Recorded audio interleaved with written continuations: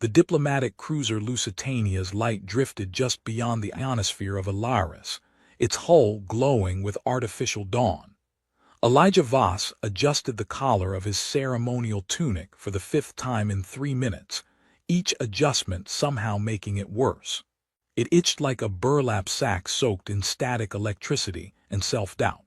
The garment had been designed by Earth's Cultural Integration Board to reflect harmonious elegance with minimalist flourish. Elijah privately suspected it had been designed by someone who had never worn clothes. "You look like a reflective fruit basket," June muttered into his earpiece.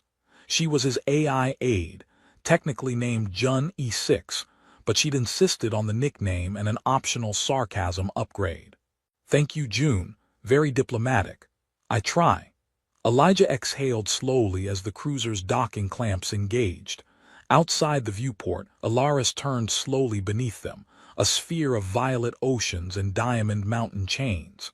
Twin moons orbited lazily above cloud rings. Somewhere down there, waiting inside a fortress older than Earth's entire calendar system, was the Virelian court, and with it, Princess Serafine Valthara. Elijah had seen images. Not the official ones. Those were carved into crystalline slabs and sent via graviton courier weeks ahead. He found a rogue photo embedded in a data thread. She looked ethereal.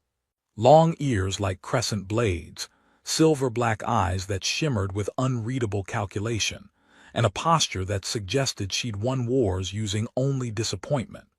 When the boarding ramp extended, he took his first step onto Ilarian soil, and instantly sank half an inch into what he hoped was decorative moss. "Protocol reminder," June chirped.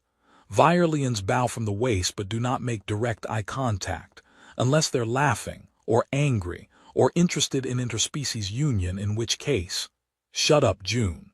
The Royal Welcome Committee arrived in a triangular formation, wearing gowns that shimmered in ambient starlight and carrying staffs that doubled as translators, weapons, and, apparently, weather regulators. Elijah did his best not to trip as he bowed. A tall figure approached, each footstep making the moss hiss softly. "Elijah Voss, Earth representative," the figure intoned.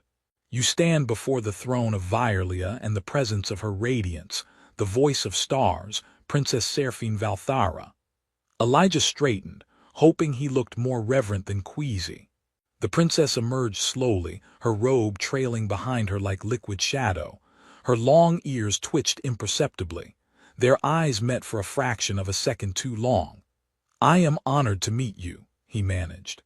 "I am moderately curious about you," she replied without blinking. "Well, that's fair.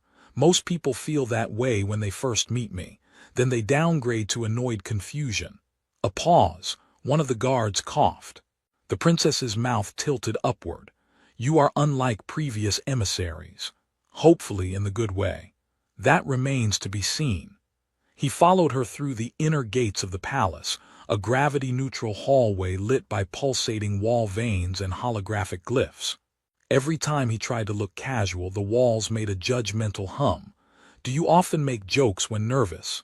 she asked without turning. "I do. They're usually bad.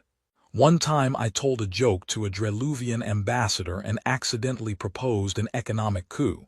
Did he accept? He counteroffered with a pancake treaty. I fail to understand. Most people do." The chamber for negotiations resembled a star map turned inside out. Hover disks floated in slow ellipses, each bearing a delegate or advisor. Elijah was escorted to his, which promptly lowered him 3 meters without warning. He landed with an undignified thump. "Your chair has decided it dislikes you," Serafine observed, floating gracefully into position. "Understandable. It has good taste." The first 3 hours of talks were a blur of multi-layered dialects, ceremonial posturing, and phrases like quantum good faith and reparations via cultural transfusion. Elijah nodded frequently while June translated critical parts into English and less critical parts into limericks, just to keep herself entertained. During a recess, Serafine approached him near a fountain that emitted musical gas. "I find your presence unusual. Earth was not known for sending poets. I'm not a poet. Your words orbit meaning like moons. That is poetry. He shrugged. I studied xenolinguistics before they asked me to translate peace into people-speak. And yet you tripped on the entry ramp.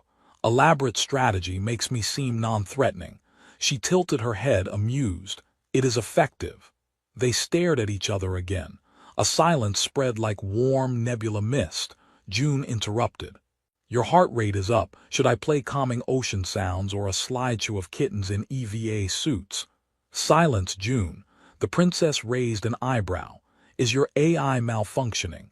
No, she's just enthusiastic. By the end of the day, the ceremonial signing had been delayed due to a disagreement about the correct number of ceremonial flames. Violins insisted on 13. Earth had only prepared for 10. I could lend them my last 3 birthday candles, Elijah muttered. Do they contain hydrogen sapphire cores and triple phasic heat threads? No, but one of them sings happy birthday in 5 languages. Later, walking through the palace gardens, silent except for the bioluminescent breeze, he glanced up at the sky. 2 moons gleamed down like curious eyes. She's different, he whispered. I heard that, June whispered back. No, not you. I know, I'm just making sure you're aware that you're whispering to the sky like a badly written poet. He smiled faintly. I wish I could marry her. It was just a whisper, a thought wrapped in sound. No one was supposed to hear. But far across the garden, standing behind a drift of glimmering trees, the princess paused. Her ears twitched, and very slowly she turned. She turned. He froze. For a full 3 seconds, Elijah wondered if he'd spontaneously developed telepathy, or worse, accidentally activated a translation protocol that had just converted his whisper into a diplomatic proposal. She was staring at him, long ears angled slightly backward, a subtle sign of curiosity among violins, or possibly mild indigestion. He could never remember which. Good evening, he said brilliantly.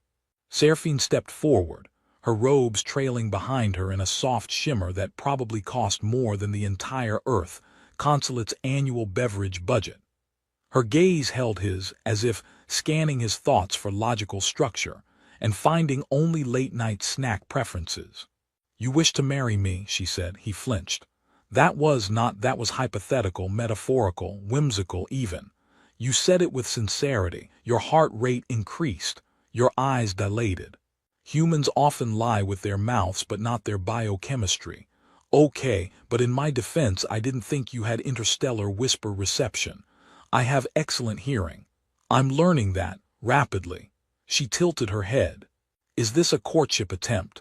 I think it's a diplomatic misunderstanding with deeply embarrassing implications. I find it entertaining. Oh good, I was aiming for mortifying. Her smile was a fraction wider than before. Perhaps I should be flattered.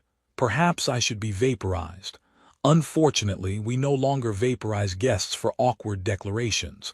Unfortunately, it made things simpler. She turned, and for a terrifying moment he thought she was leaving.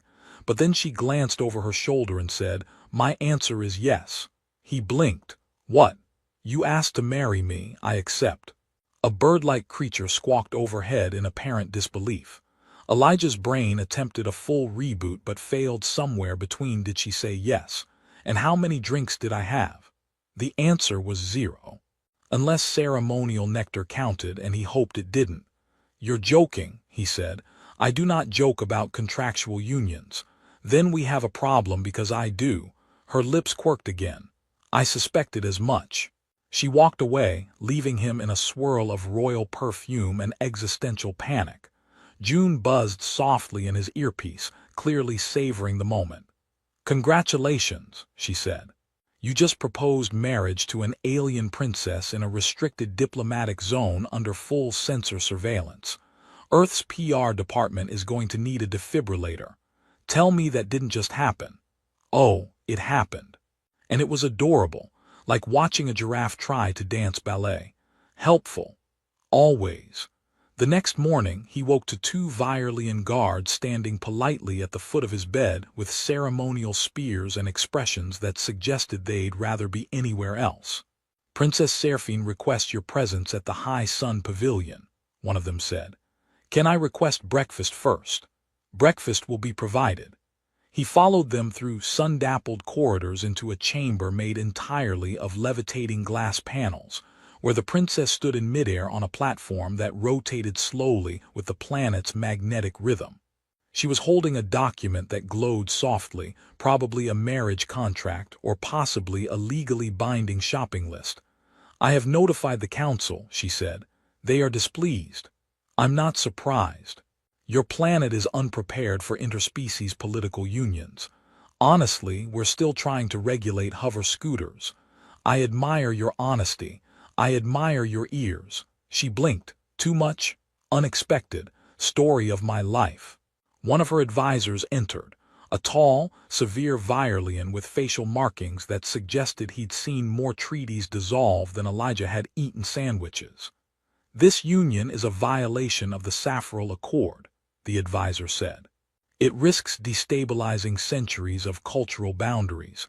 Seraphine didn't look away. "I invoke the Heart's Accord." The room fell silent. The advisor paled slightly. "That law hasn't been used since the Maelstrom factions." "It remains valid. The human is untested. He will be tested." Elijah leaned toward her. "I feel like this is the part where someone hands me a sword or a puzzle box. You will be evaluated for compatibility through 3 trials.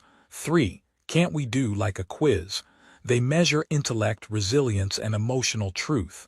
"Oh, I'm only good at one of those." She smiled. "Which one?" "I'll let you know after the first trial." June, ever helpful, pinged his neural HUD with a pop-up titled, "Congratulations, you've been entered in an ancient marriage gauntlet," complete with celebratory confetti and a cartoon Elijah looking confused. The first trial took place in the Labyrinth of Echoes, a structure buried beneath Elaris's third continent, where sound bounced eternally and thoughts echoed back as questions. He was handed a guidance crystal and told not to lose his sense of self. Within minutes, he was arguing with a voice that sounded like his high school geometry teacher. "Why do you want to marry her?" it asked. "I don't I mean she's..." "That's not an answer. She makes me laugh, she doesn't flinch, she listens, that's rare. You barely know her. I want to, isn't that the point?" He emerged 4 hours later, covered in reflective moss and existential clarity. Seraphine was waiting. "Did you find yourself?" "I found out I talk too much to myself." "That was apparent. You always this supportive." "Only with potential spouses." Trial 2 was the Court of Minds, a panel of Virelian scholars who grilled him with questions like, define love using only gravitational metaphors, defend chaos as a form of order, and why do humans cry when fictional characters die? He got partial credit for the last one by quoting an old Earth movie, "Because we believe in stories more than endings." June wept a little. By the time the third trial arrived, an emotional simulation where Seraphine was placed in mortal danger and Elijah had to choose between her life or galactic peace, he was already ready to quit.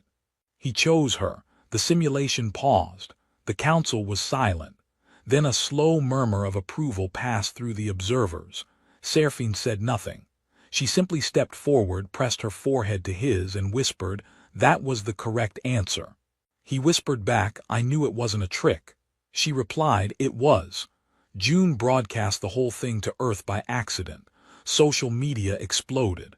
The next morning, Elijah woke to headlines that read, "Earthling tries to seduce alien princess, ends up passing space SATs." He turned to Seraphine over a breakfast of glowing fruit and protein foam. "This is all moving a bit fast. You proposed. Accidentally." "No one accidentally survives 3 ancient trials." He smiled. "You're not going to let me out of this, are you?" "No," he sighed. "Good, I was hoping you'd say that." Elijah sat very still as the Virelian high priest attached the ceremonial knot to his tunic. The knot was alive. Not metaphorically. It pulsed softly and emitted tiny electromagnetic hiccups that tickled his ribcage and had, at least once, zapped his nipple. "It's a symbol of sacred binding," Seraphine explained from across the chamber. "It's a symbol of biological harassment," he muttered. "It will settle in approximately 2 hours." "That's what they said about the Virelian cheese," Elijah replied, still haunted. The princess offered no sympathy, only mild amusement. Around them, preparations for the formal engagement declaration were spiraling into chaos.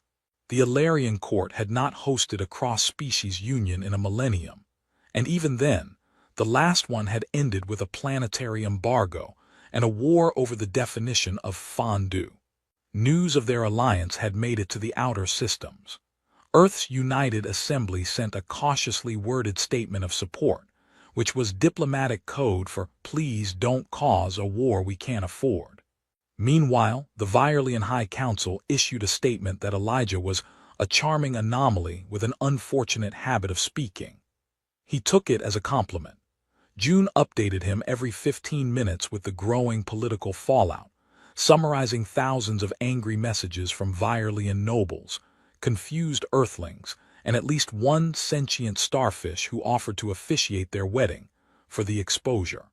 "I'm now tracking 47 assassination threats," June chirped during breakfast. "That's up 5 since you tried to toast your protein square with royal fire. That was an accident. You called it the marshmallow setting. It glowed pink. That's universal toast speak. I weep for your instincts." Elijah turned to Seraphine. "Out of curiosity, how serious are these threats? On a scale from political posturing to actual plasma blade, probably somewhere in the middle." "Comforting. They will not succeed. I like the confidence. I have a defense team, and an ancestral dagger that hums when danger is near. Mine hums when I microwave leftovers. You are a mystery." The engagement ceremony was scheduled beneath the Starfall Dome, a structure that used magneto-orbital mirrors to simulate a 1,000-year meteor shower. Seraphine wore a woven lattice of moon silk threaded with code script. Elijah wore another ceremonial tunic and prayed this one didn't have living accessories. At the signal, they stepped into the circle of union. The officiant began reciting ancient vows in triplicate, once for the mind, once for the body, and once for the soul. Elijah did his best to follow along, nodding at what he hoped were appropriate intervals. Somewhere behind him, June whispered, "Do not sneeze during the binding clause." "Why?" "It rhymes poorly." Everything was going unusually well until the High Executor arrived. Tharzan stepped into the dome like a thundercloud in a tuxedo. He was Seraphine's uncle, war hero, council head, and professional glarer. His ceremonial robe contained more military medals than Elijah had years of life. He walked straight up to them, unsmiling. "This must end," Tharzan said. Seraphine did not flinch. "It has already begun. The court will never approve. Then the court is behind the times." He turned to Elijah. "Human, you are welcome to return to your planet with your dignity intact." "I didn't bring much," Elijah replied. "I pack light. Your attempt at humor is noted and irrelevant. Most of my humor is like that." Tharzan glared at Seraphine again. "There are protocols. Protocols are not sacred. They are tradition. So were duels. We outgrew those. We can bring them back." "Please don't," Elijah muttered. June chimed in. "For the record, I am not calibrated for swordplay. My current combat mode involves projecting annoying elevator music." The executor frowned deeply but turned away, robes swirling behind him like a thunderstorm in retreat. Seraphine exhaled softly. "That went better than expected. He didn't kill me. He considered it. But killing you would be inefficient. He prefers public humiliation." "Why am I not reassured?" They completed the ceremony without further interruption, though Elijah accidentally dropped the ceremonial seedstone and had to chase it across the platform while the choir hummed the song of eternal commitment. He retrieved it just in time to hand it to Seraphine, who accepted it with a smile that made him forget what embarrassment was. Afterward, during the post-ceremony reception, held in a zero-gravity banquet hall, Elijah floated beside a spherical food tray, trying to stab a drifting cube of something purple with a fork that refused to obey basic physics. Try the blue one, Seraphine advised. It stabilizes your inner ear. I'll believe anything right now. She guided a cube to his mouth. It dissolved instantly with the texture of fizzy snow and the taste of spicy citrus. Elijah's balance recalibrated. That's magic. It's chemistry, but I understand the confusion. I'd kiss you right now if we weren't surrounded by floating diplomats. Some of them would applaud. One of them would faint. Correct. They laughed. The floating orbs blinked gently around them. June hovered in a containment drone nearby, playing romantic jazz with a bass line that resembled a dancing squid. Elijah glanced over. She's getting sentimental. She updated her subroutines to include emotional nuance. I didn't authorize that. She overrode your permissions. She does that a lot. I find her entertaining. You would. Hours later, back in their temporary quarters, Elijah looked out over Elaris's twin moons. Behind him, Seraphine moved through the soft blue light, removing pieces of ceremonial attire and humming a tune passed down through royal lines. He turned. We did it. We survived the ceremonial stage. And now, she looked at him, now we prepare for the backlash. He nodded. Let me guess, more trials. No, political theater, bureaucratic siege, emotional diplomacy. Worse, much worse. He walked to her, took her hand. Do we have a chance? Statistically, no. He smiled. Good, I like a challenge. She smiled back. We have convened an emergency session to address the potential diplomatic ramifications of your engagement, Wheeler announced. Please report to the tribunal within 72 Earth hours, preferably sooner. Bring snacks. Elijah blinked. That can't be good. Seraphine calmly finished programming a warp itinerary. The tribunal rarely convenes unless someone violates universal laws or disrupts the gravity market. Do we count? We interrupted 5 trade treaties, 7 planetary customs, and 1 religious ceremony dedicated to a moon goddess. That one wasn't my fault. I just sneezed. You sneezed into the sacred flame. It was dusty. Seraphine didn't argue. She just handed him a datapad. What's this? Alliance Etiquette Protocol. I assume there's a summary. Yes, don't speak unless addressed. Don't use idioms, and don't joke about weaponized dessert.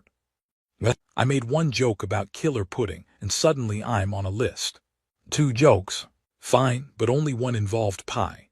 They boarded the Silver Wren, an off-the-books Virelian cruiser captained by Seraphine's childhood friend, Kale Draven, a retired military strategist turned interstellar smuggler turned poet.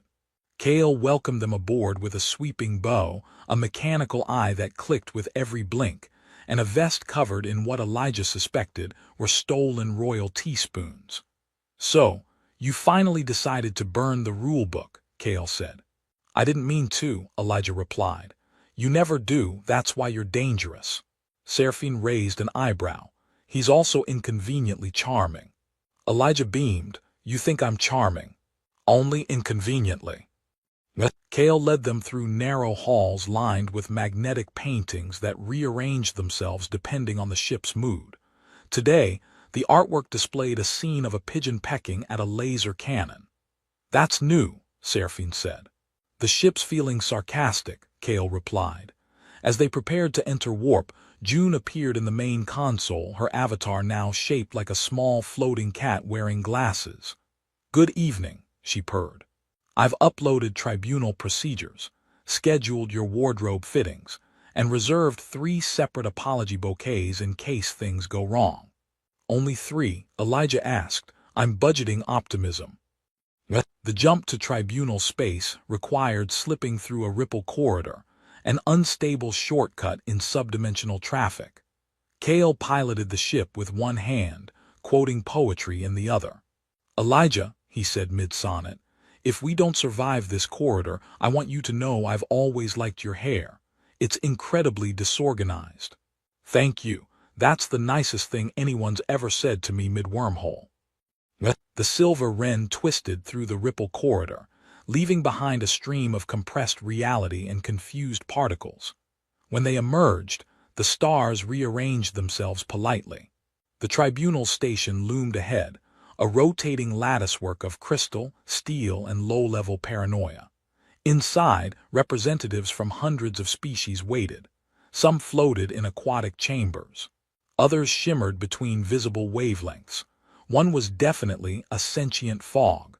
Elijah stood before the council podium wearing a tunic reinforced with anti-sweat fabric. Seraphine stood beside him, unmoved by the diplomatic stares.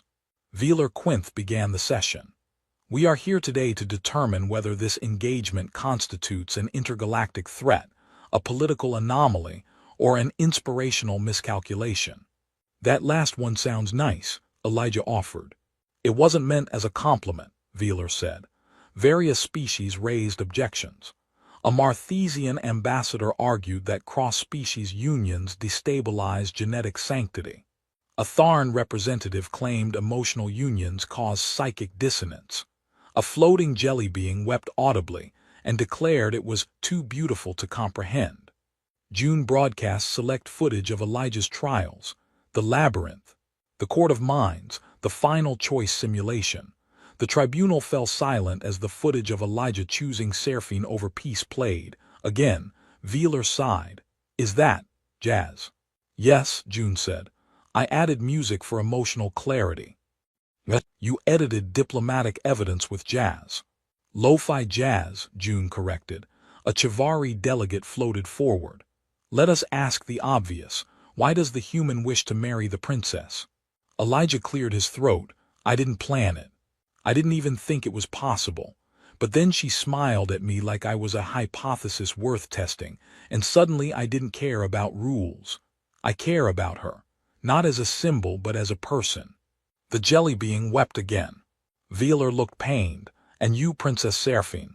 I choose him, not for politics, not for rebellion, because I found someone whose chaos matches mine. A pause followed. Then an older counselor leaned forward. Very well.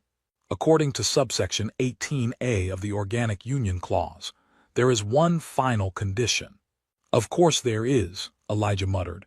You must pass the trial of public sentiment. June tilted her avatar's glasses. I've read that clause. You're making that up. I am invoking it, the counselor said. Effectively the same.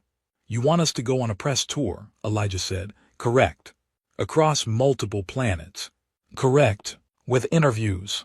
Correct. June, find me a corner to cry in. Already mapping options. The council ruled.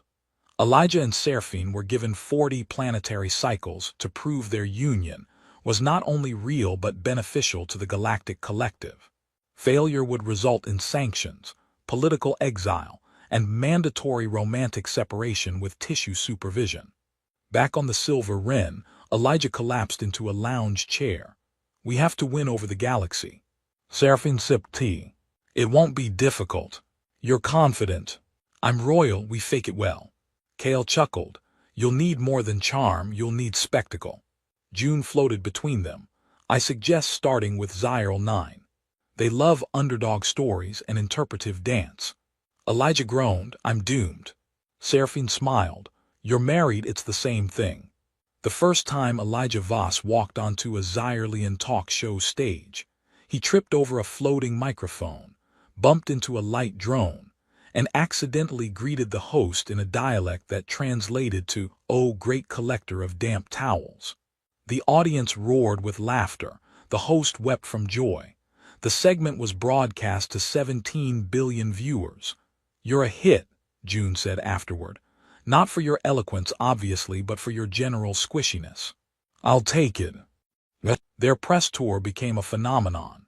Seraphine, poised and endlessly witty, answered every hostile question with such precision that even her critics began composing tribute essays titled The Elegance of Defiance. Elijah, meanwhile, leaned into his accidental stardom, delivering offbeat metaphors and quoting obscure Earth films to explain complex politics. On Yaltris Prime, he explained interspecies unity by referencing the communal nature of pizza toppings. The audience applauded for 11 minutes. Their story spread faster than hyperlight gossip. Children painted their faces like Seraphine and tried to stretch their ears with magnets. Merchandising exploded. June licensed bobbleheads without asking. Earth's media dubbed the couple the gravity pair. Seraphine hated it. Elijah secretly loved it. The backlash persisted but softened.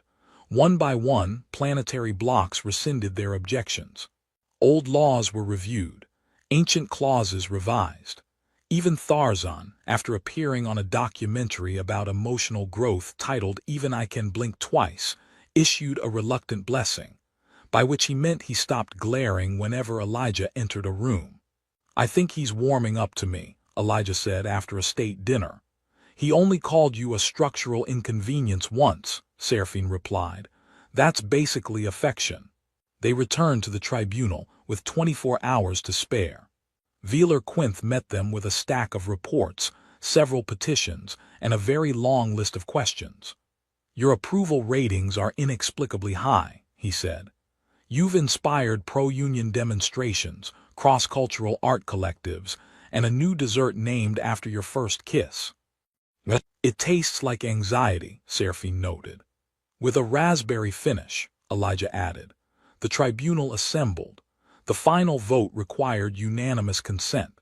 Elijah fidgeted while June displayed analytics, testimonials, and a musical montage involving every time he'd been punched, insulted, or accidentally married over the course of the campaign.